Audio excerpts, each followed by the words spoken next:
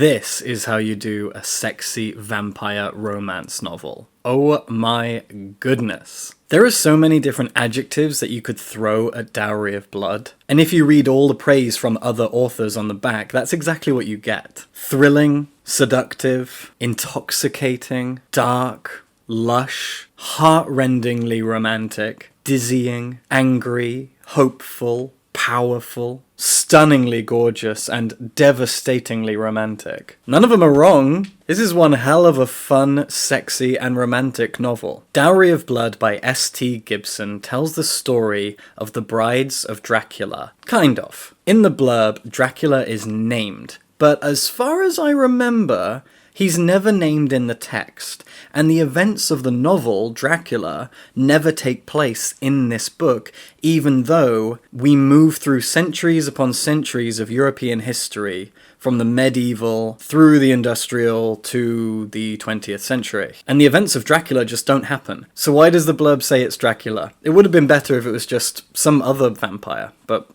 that's a minor gripe. Our protagonist, Constanta, begins the novel by explaining that she has already killed her husband, and the entire thing is written as a series of letters to him, explaining their relationship, how it progressed and then went into decline and ended tragically. It is very much a gothic romance. We begin in medieval Romania. Constanta is some village girl, and her village is sacked by raiders, bandits, an invading army, dangerous, horrible people. And suddenly this hero emerges, this man who offers to save her, who will give her a new second life as his bride. This man is a vampire. And right out the gate, we watch Constanta fall in love with this man and be turned into a vampire by him. That scene is sexy as hell.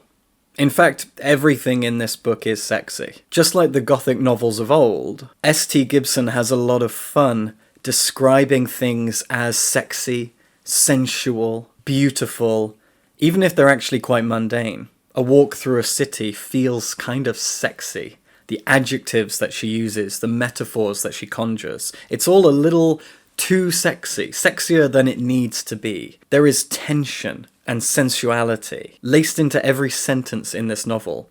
It is unnecessary, and that's kind of why I love it so much. But that initial scene of him turning her into a vampire is awesome. So much blood, so much zooming in on tongues and teeth and lips. It's over the top in its campy gothicness, and that's completely my thing. From here on, the book is split into 3 acts. And we know it's going to lead to her eventually killing him, because it is established in the first page. But we watch to see how it gets there. And we also know from the blurb that more brides of Dracula are going to be introduced, and when they do, it becomes a pretty sapphic novel. Decades and then centuries go by, with Constanta being Dracula's love, and eventually someone else comes into the picture. When they're in Spain, she is turned, and she joins their marriage, their love affair, their little tiny vampiric cult-like family. And there is love and romance and sensuality and sex described in this that is just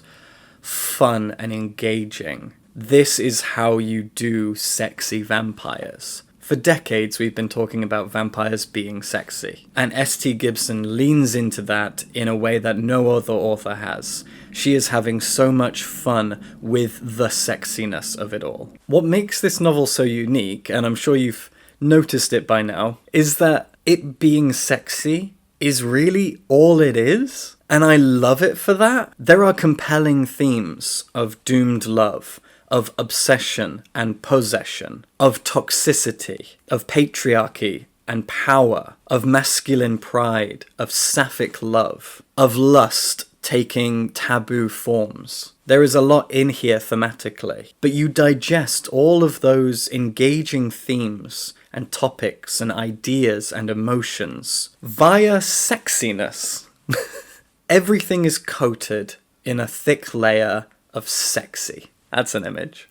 The places they go to, the things they get up to, the clothes that they wear, the conversations they have, the feelings, the aggression, the spite, the hatred. It's all sexy. S.T. Gibson spends so much time carving out just the right words, sentences, and paragraphs to make sure that everything feels over the top in its drama, in its camp. Everything is dripping with sex and love. Everything is being kissed and licked. It's almost ridiculous. These people, these vampires, are just passion incarnate. They are walking the streets of places like Paris and Berlin and just being passion. Their entire lives are about lust and blood, and that is it. And it is wonderfully sensual. It's a short novel. I actually sat in a cafe and read it almost in one sitting. I couldn't put it down. I was having so much fun just watching the lives of these people as they fall in love, as they hate one another, as they lust after each other and are magnetized towards each other. This is a doomed romance. This is Cathy and Heathcliff dialed up, because here Cathy and Heathcliff are not just human monsters, but actual monsters. They are ravenous, ghoulish, bloodthirsty, murderous predators that are so desperately in love with themselves, with each other, and with what they do. They are cursed, they are hateful, they are spiteful, and they are lustful. There's so much to just enjoy here. It is so much fun. A Dowry of Blood is everything you should want out of a good, sexy, sensual, romantic vampire story. It's perfect. No Twilights, no Blood Moon. What was that thing called with Anna Paquin? Blood thing. None of that. Just read this. Oh, it's good. Subscribe for books.